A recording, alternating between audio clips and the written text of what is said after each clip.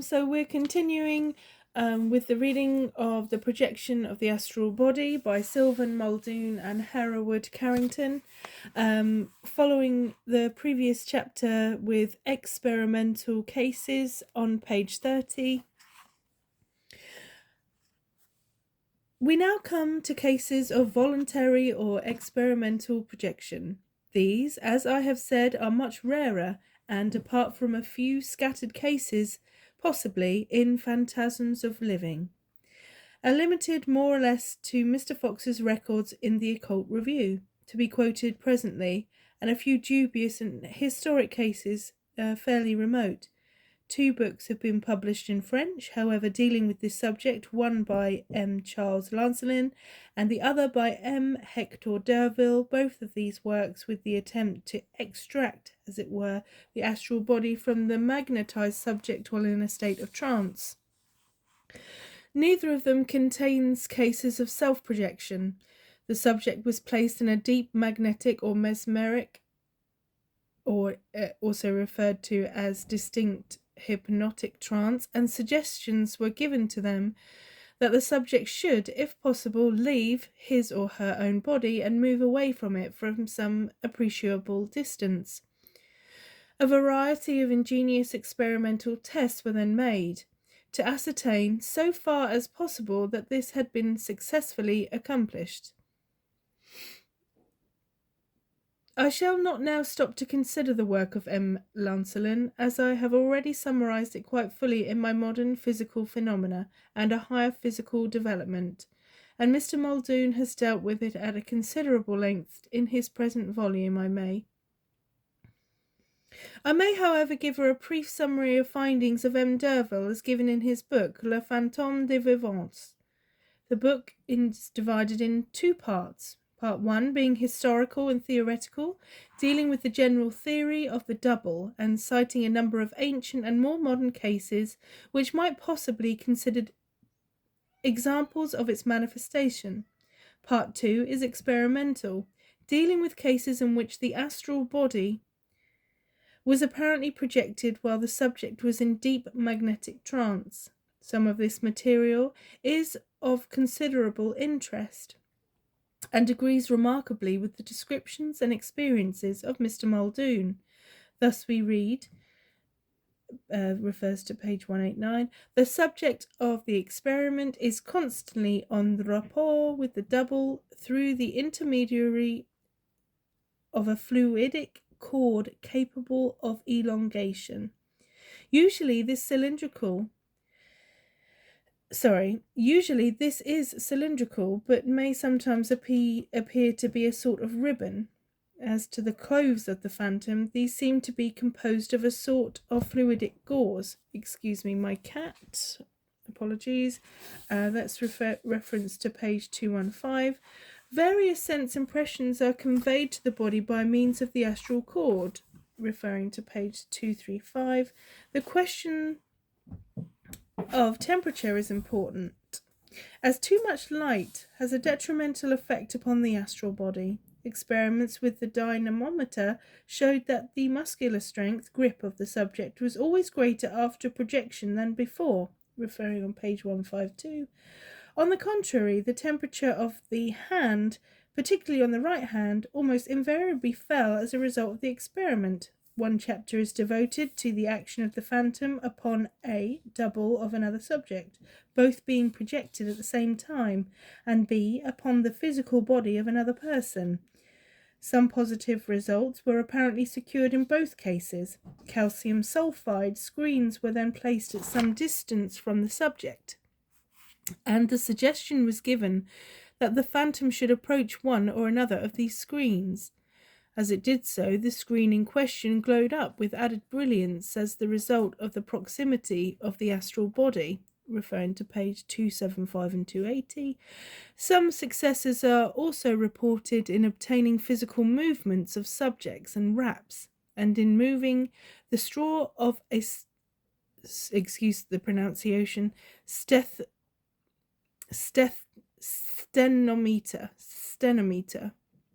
at a distance from the entranced subject.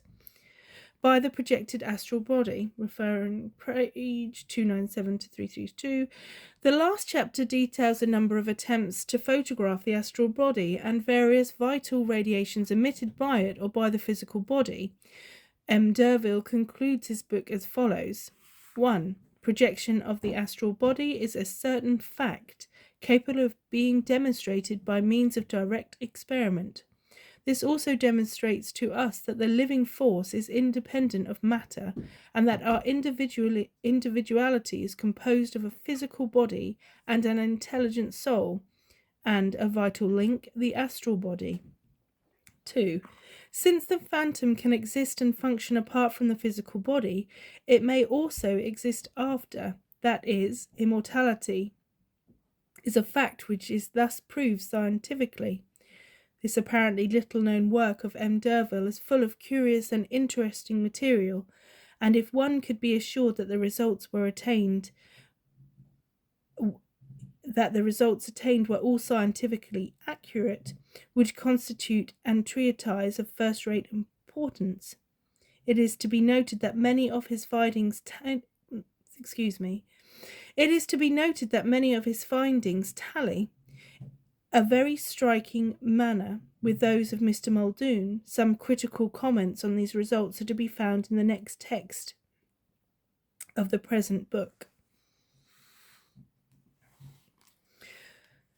Chapter Mr. Oliver Fox's Experiences, page 32.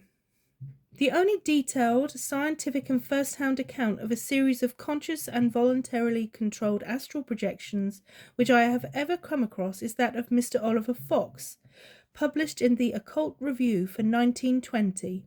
These articles were entitled respectively The Pineal Doorway and Beyond the Pineal Door, and embody the author's personal experiences. I shall endeavour to summarize very briefly, quoting a few especially important passages verbatim. Mr. Fox very logically begins by placing squarely before the reader the two alternate theories which may be advanced to account for his experiences. These are A. Exceptionally vivid dreams, and B. Real projections. Which of these is the correct explanation? Mr. Fox admits that it is extremely difficult to prove the latter theory objectively, and therefore thinks it is wiser to confine himself to a description of his own experiences and a summary of his own methods of development, hoping that others might possibly obtain the same results by following his advice, thereby proving the reality of astral projection for themselves. The first step, says Mr. Fox, consists in acquiring a certain dream control, but not the same kind of dream control as that detailed in the present book. It consists of acquiring, by observing some incongruity and anchorism, the knowledge that one is dreaming. I quote Mr. Fox's own words to follow. 18 years ago, when I was a student at a technical college, a dream impelled me to start my research. I dreamed simply that I was standing outside my home. Looking down, I discovered that the paving stones had mysteriously changed their position. The long sides were now parallel to the curb instead of perpendicular to it. Then the solution flashed upon me. Though that glorious summer morning seemed as real as could be, I was dreaming. Instantly the vividness of life increased 100-fold. Never had sea and sky and trees shone with such glamorous beauty. Even the commonplace houses seemed alive and mystically beautiful. Never had I felt so absolutely well, so clear-brained and so divinely powerful. Verily, the world had become my oyster. The sensation was exquisite beyond words, but it lasted only a few moments and I woke. As I was to learn later, my mental control had been overwhelmed by my emotions, so the tiresome body asserted its claim and pulled me back. And now I had to me, wonderful new idea. Was it possible to regain at will the glory of the dream? Could I prolong my dreams? I had italicized the heading of this section. It sounds simple, but in practice I found it one of the most difficult things imaginable. 100 times would I pass the most glaring incongruities, and then at last some inconsistency would tell me that I was dreaming, and always the knowledge brought the change I had described. I found that I was then able to do little tricks at will, levitate, pass through seemingly solid walls, would matter into new forms, etc. But in these early experiments I could stay out of my body only for a very short time, and in this dream consciousness could be acquired only at intervals of several weeks. To begin with, my progress was very slow, but presently I made 2 more discoveries. One, the mental effect of prolonging the dream produced a pain in the region of the pineal gland, dull at first, but rapidly increasing in intensity, and I knew instinctively that this was a warning to me to resist no longer the call of my body. 2. In the last moment of prolonging the dream, and while I was subject to the above pain, I experienced a sense of dual consciousness. I could feel myself standing in the dream and see the scenery, but at the same time I could feel myself lying in bed and see my bedroom. As the call of the body grew stronger, the dream scenery became more faint, but by asserting my will to remain dreaming, I could make the bedroom fade and the dream scenery regain its apparent solidity. The thought then occurred to Mr. Fox, what would happen if he were to disregard this pain and force his dream consciousness still further? Not without some trepidation, he finally did so. A sort of click occurred in his brain, and he found himself locked out in his dream. He no longer seemed connected with his physical body. The sense of dual consciousness vanished, and the ordinary sense of time likewise disappeared, and he found himself free in a new world. This was his first conscious projection. It lasted only a short time, owing partly to the sense of utter loneliness. He experienced a sort of panic.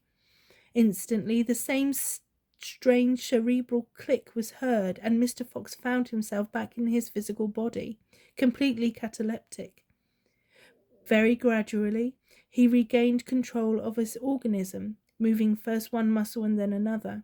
Suddenly the trance broke and my eyes opened and I was free. I jumped out of bed with great joy and immediately collapsed upon the floor. Being overwhelmed with nausea, I felt ill for 2 or 3 days afterwards. Just here Mr. Fox enumerates what appears to him to be the possible dangers connected with these experiments, and these are: 1. Heart failure or insanity arising from shock. 2. Premature burial. 3. Obsession. 4. Severance of cord. 5. Repercussion effects upon the physical vehicle. Of course, as Mr. Fox wisely remarks, the last 3 of these would be scorned by the orthodox scientist. It may be added here that all these dangers are more imaginary than real and are dealt with very fully in the present book.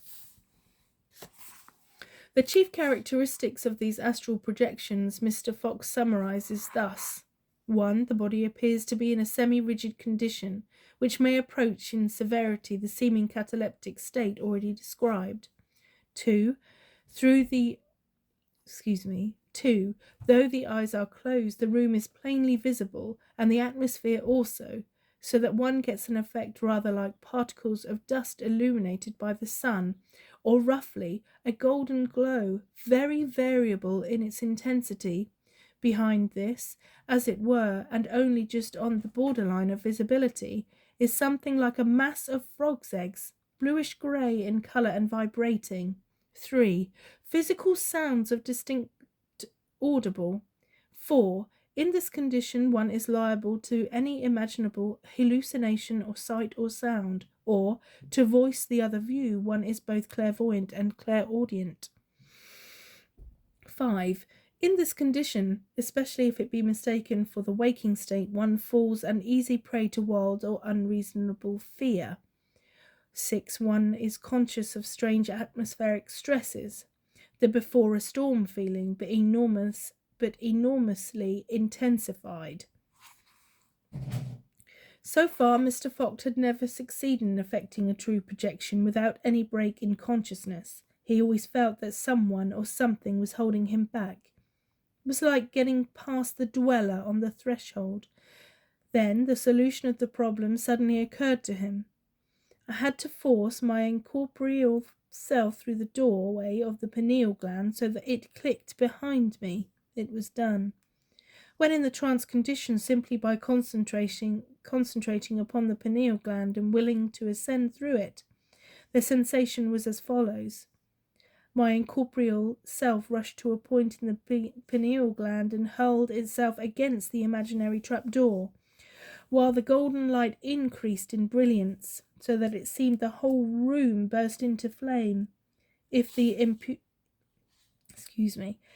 impetus was insufficient to take me through, then the sensation became reversed.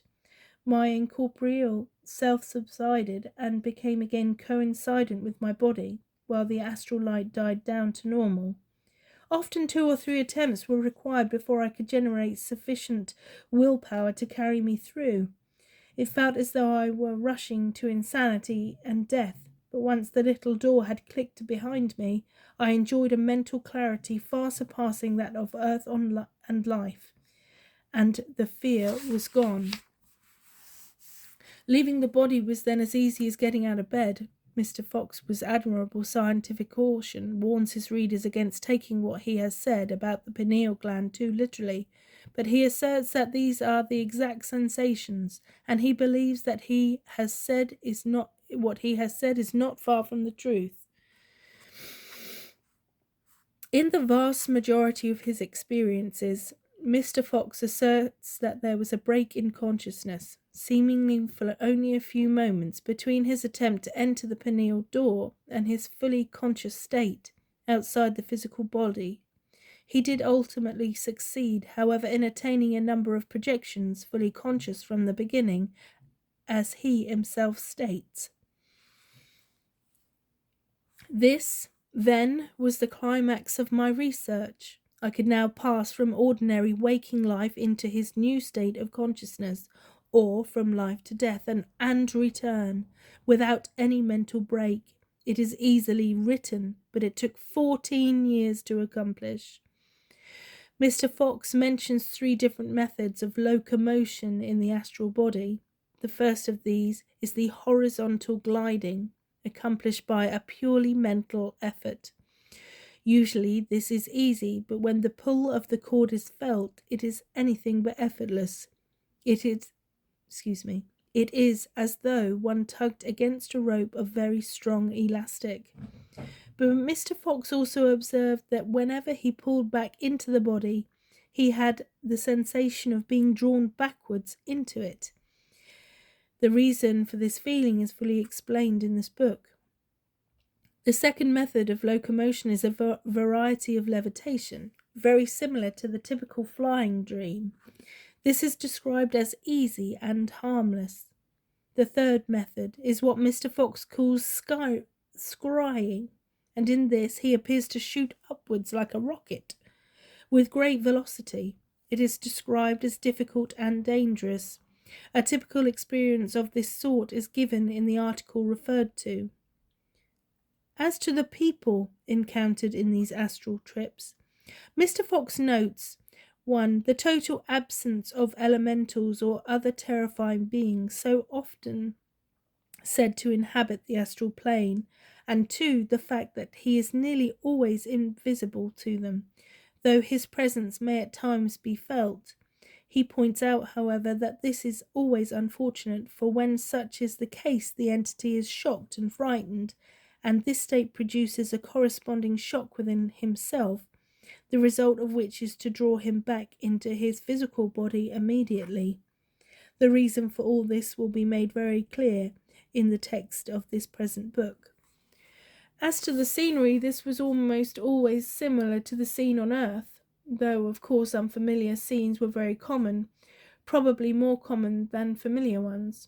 One very curious and unusual feature about Mr. Fox's experiences is that he was never able to see his own body when it was projected. Though he could see his wife's body, e.g. very plainly. This is almost the only instance on record, so far as I know, in which this has been the case. Generally, the physical body of the projector is the first object to be seen. In this, Mr. Fox's experience is almost unique.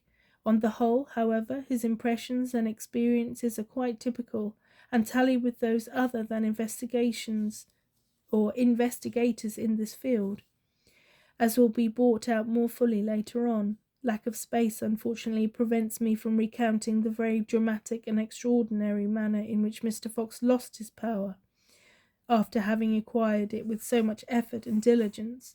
This may be found in full in the articles referred to, from which this summary has been drawn.